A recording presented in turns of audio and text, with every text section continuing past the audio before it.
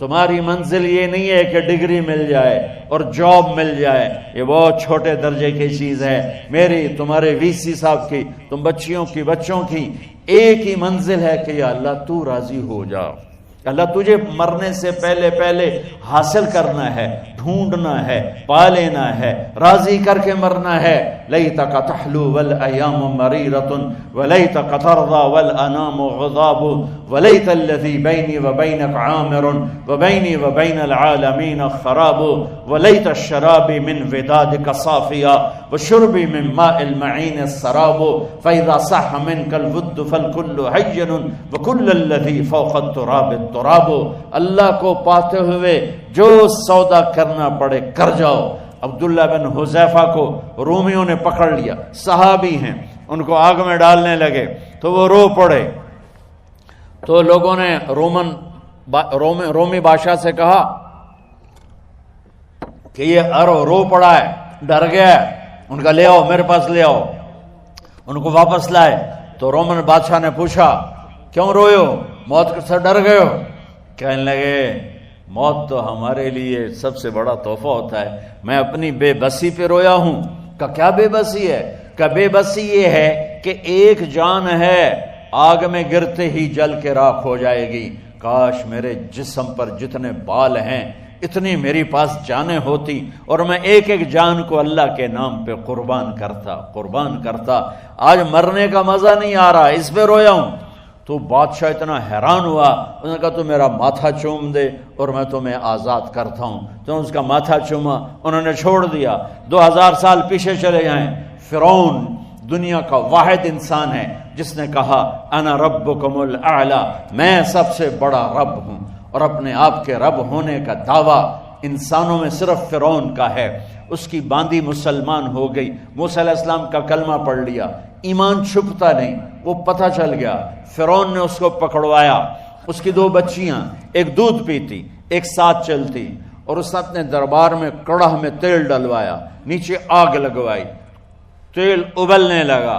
جب وہ پوری طاقت سے ابلنے لگا تو اس نے فرعون نے اس عورت سے، اس باندی سے کہا یہ آگ تیرے سامنے ہے، جلتا ہوا تیل، موسیٰ کے رب کو مانے گی تو پہلے تیری بچیوں کو جلاؤں گا پھر تجھے جلاؤں گا، اور اگر مجھے رب مانے گی تو تیرے گھر کو سونے چاندی سے بنا دوں گا، تیرے گھر کو سونے چاندی سے بھر دوں گا۔ اللہ کا پا لینا یہ میری آپ سب کی معراج ہے، اور اللہ کو کھو دینا میرے آپ سب کے لیے ہلاکت اور تباہی ہے۔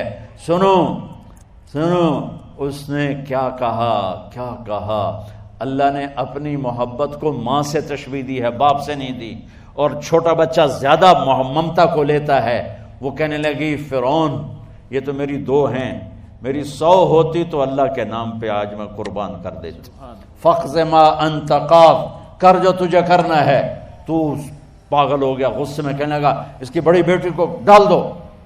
تو انہوں نے اس کو یوں ٹانگوں سے پکڑا اور وہ چیختی چلاتی ہوئی تھی۔ ماں کا ایک بول اس کی جان بچا سکتا تھا، اور پھر گھر جا کے توبہ کر لیتی اور کہتی یا اللہ مجھے معاف کر دے، میں نے کلمہ کفر کہا۔ اس کو ٹانگوں سے پکڑا ہوا ہے، اس کے ہاتھ نیچے جھول رہے ہیں، اور وہ اماں بھی کہہ رہی کہ مجھے بچا لو۔ ماں نے اپنی آنکھوں سے بچی کو تیل میں یوں ڈوبتے دیکھا، اور پھر وہ ابھری جیسے مچھلی تلنے کے لیے، جیسے مچھلی تلی جاتی تو باہر آ جاتی، اوپر آ جاتی، تو وہ ایسے بلبلے اٹھ رہے تھے۔ وہ ایک ہی لمحے میں اس کی تو جان گئی، ایک آنسو کا قطرہ اس نے نہیں نکلنے دیا اپنی آنکھوں سے، اور اپنے دل کو جب مضبوط کیا تو میرے رب کی غیرت، میرے رب کی رحمت محبت حرکت میں آئی۔ اللہ نے ماں کی آنکھوں سے پردہ ہٹا دیا، اور ماں نے اپنی بیٹی کی روح کو نکلتے دیکھا، اور وہ کہہ رہی ہے اصبری یا فَإِنَّ لَكِ مِنَ الْأَجْرِ كَذَا وَكَذَا، ماں جی ڈرنا نہیں، صبر کرو، جنت تیار ہے، جنت تیار ہے۔ اور شروع معصوم بچی کو تو پتہ بھی نہیں تھا کہ کیا ہونے والا ہے، اس کو پکڑ کے یوں ڈالا، اس کی تو آہ بھی نہ نکلی، اور وہ مچھلی کی طرح تلی گئی۔ اب پھر ماں کا کلیجہ پھٹا، اللہ نے پھر آنکھوں سے پردہ ہٹایا، اور انہیں اپنی بچی کی روح کو نکلتے دیکھا، اور وہ کہہ رہی ہے اسبری یا فإن لک من الاجر کذا و کذا، ماں جی تھوڑی دیر کا صبر، جنت تیار ہے، جنت تیار ہے، جنت تیار ہے۔ اللہ کو پایا سب کچھ پایا، اللہ کو کھو دیا سب کچھ کھو دیا۔ جب اس کو پکڑ کے لے جانے لگے، اس نے فرعون کو دیکھا، فرعون اس کی آنکھوں میں آنکھیں نہیں ڈال سکا، نظریں نیچے ہوں گی اس کی۔ کہنے لگی میری ایک بات مانو گے، میری ایک خواہش پوری کرو گے؟ فرعون نے پوچھا کیا؟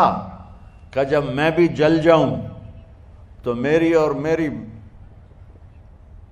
بچیوں کی ہڈیوں کو اکٹھے دفن کرنا، باہر پھینک نہ دینا، دفنا دینا۔ فرعون نے کہا تمہاری یہ خواہش پوری کی جائے۔ انہوں نے کہا پیچھے ہٹ جاؤ، میں نے اللہ کو جان دینی ہے، مجھے دھکا دینے کی ضرورت نہیں ہے، میں اپنے اللہ سے ملنے جا رہی ہوں۔ سبحان اللہ، جب اللہ مطلوب ہوتا ہے تو موت محبوب بن جاتی، جب اللہ کی نافرمانی ہوتی ہے تو موت سے نفرت ہو جاتی ہے، مرنا عذاب نظر آتا ہے۔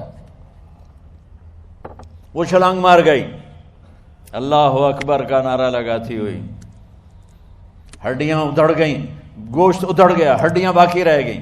فرعون نے کہا ایک ہی جگہ ڈال دو، سب کو دفن کر دو۔ دفن 2000 سال کے بعد بچوں بچیوں، 2000 سال کے بعد، موسیٰ علیہ السلام کے 2000 سال کے بعد جناب رسول اللہ صلی اللہ علیہ وسلم دنیا میں تشریف لائے۔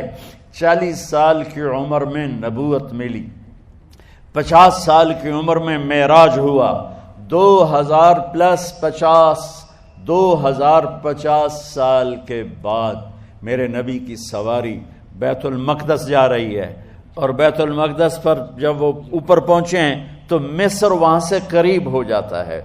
جب وہ اترنے لگے تو میرے نبی نے کہا جبریل جنت کی خوشبو آ رہی ہے، جبریل جنت کی خوشبو آ رہی ہے۔ کہاں سے آ رہی؟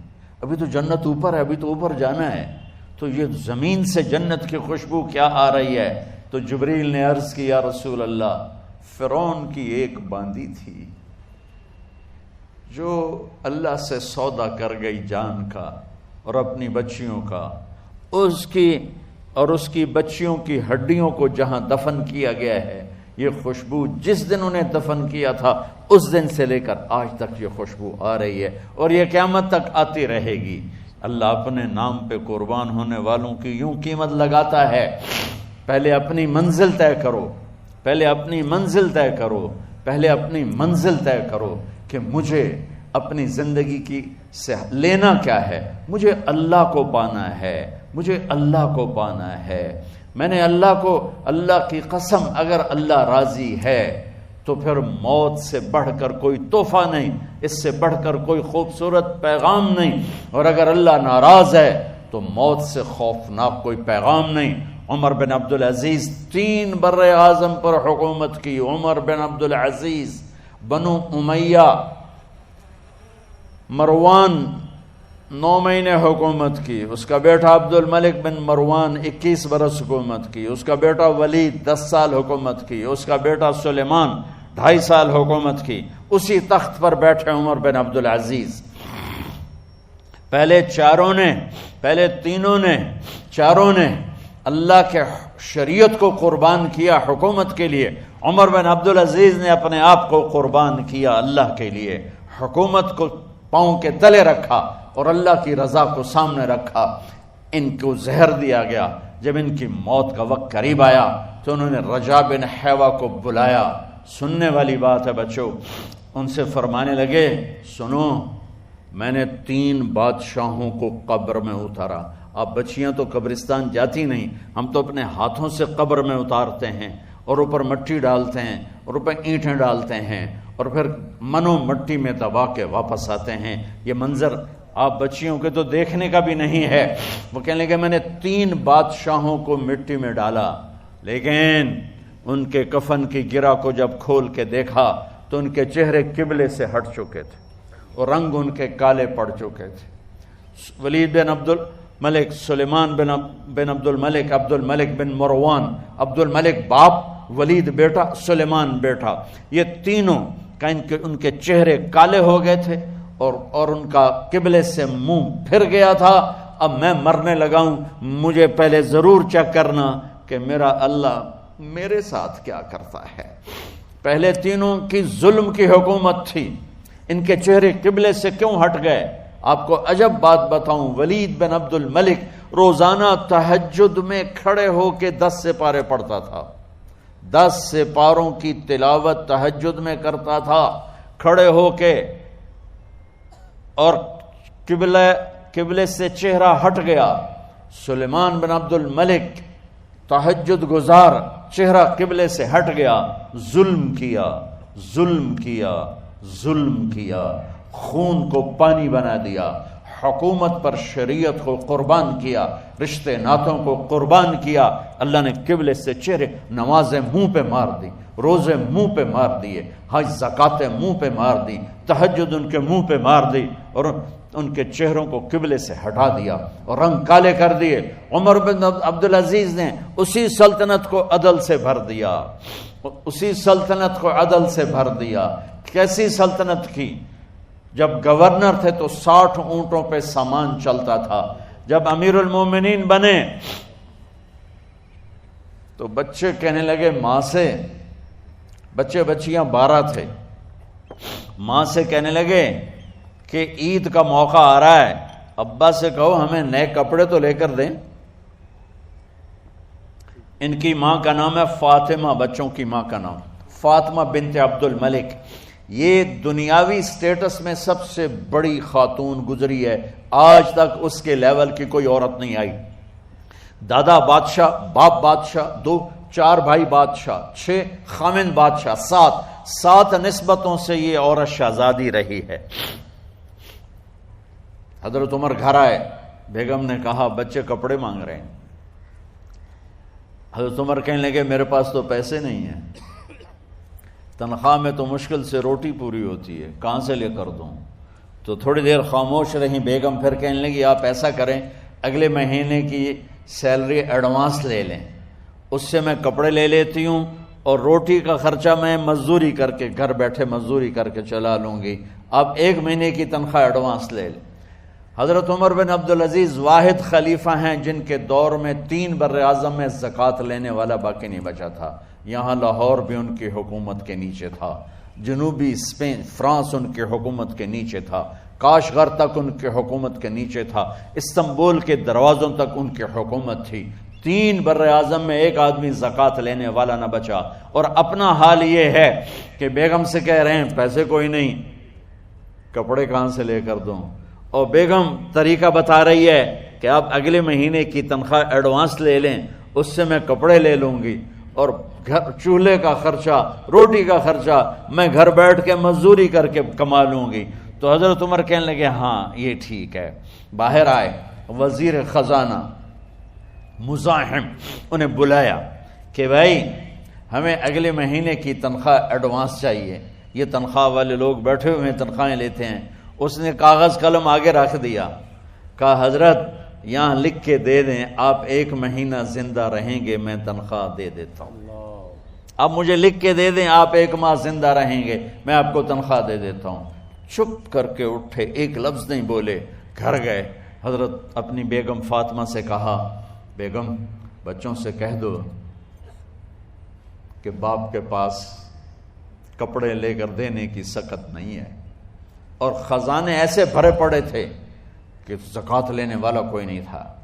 عید کی نماز ہوئی، نماز کے بعد جب ساری فیملی ملنے آئی اور بچے بھی ملنے آئے تو ان کو دیکھ کر ان کی آنکھوں میں آنسو آ گئے۔ کہنے لگے بچوں آج تمہیں دکھ تو ہوگا اپنے باپ پر کہ ایک جوڑا کپڑا بھی لے کر نہ دیا عید کا۔ تو ان کے ایک بیٹے نے کہا ابا جان آج ہم بڑے خوش ہیں، ہمارا سر اونچا ہے کہ ہمارے باپ نے مسلمانوں کے مال پہ ڈاکہ نہیں ڈالا، ہمیں قربانی کا بکرا بنایا، لیکن مسلمانوں کے مال میں خیانت نہیں کی۔ یہ ان کا طرز حکومت تھا، اس طرح انہوں نے حکومت کی۔ گھر میں تشریف لائے تو بیٹیوں سے بات کی تو انہوں نے منہ پہ ایسے دوپٹہ رکھا ہوا، منہ پہ دوپٹہ رکھ کے بات کریں تو فرمانے لگے کپڑا تو ہٹاؤ، دوپٹہ کیوں رکھا ہوا ہے؟ تو گھر کی خادمہ زور زور سے رونے لگی، کہنے لگی امیر المومنین آج آپ کی بیٹیوں نے کچا پیاز توڑ کے روٹی کھائی ہے تو وہ اس کی بو ہے منہ میں، آپ کو بو سے نفرت ہے اس لیے منہ پہ کپڑا رکھ لیا ہے۔ تو حضرت عمر اتنا روئے کہ ان کی داڑھی تر ہو گئی۔ کہنے لگے آخر میں جب تھوڑا آسرے میں آئے، کہا میری بیٹیوں تمہارا باپ تمہیں بڑے اچھے کھانے کھلا سکتا ہے لیکن میں جہنم کو برداشت نہیں کر سکتا، میں جہنم کی آگ برداشت نہیں کر سکتا۔ اب مرنے کا وقت آ گیا۔ جب وہ گورنر تھے تو 60 اونٹوں پہ ان کا سامان چلتا تھا، اور جب وہ امیر المومنین بنے تو عیادت کے لیے لوگ آ رہے تھے، تو سالے عیادت کے لیے آئے، فاطمہ کے بھائی، کپڑے دیکھے امیر المومنین کے تو بہن کو ایک طرف کر کے فرمایا، بڑے نیک سرداروں میں سے تھے یہ مسلمہ بن عبد الملک، کہنے لگے امیر المومنین کے کپڑے تبدیل کروا دو، لوگ پوچھنے آ رہے ہیں تو میلے کپڑے اچھا نہیں لگتا۔ کہا جی بھائی کرواتی ہوں۔ اگلے دن جب وہ حال پوچھنے آئے تو پھر وہی کپڑے تھے، تو انہوں نے ان کو الگ جا کر کہا بہن میں نے تمہیں کہا تھا کپڑے بدلوا دیتی، کیوں نہیں بدلوائے؟ تو وہ رونے لگیں، کہنے لگی کہاں سے بدلواؤں، جوڑا ہی ایک کہاں سے بدلواؤں؟ اور حکومت کتنی تھی؟ 3 بر اعظم کی، 3 بر اعظم کی حکومت۔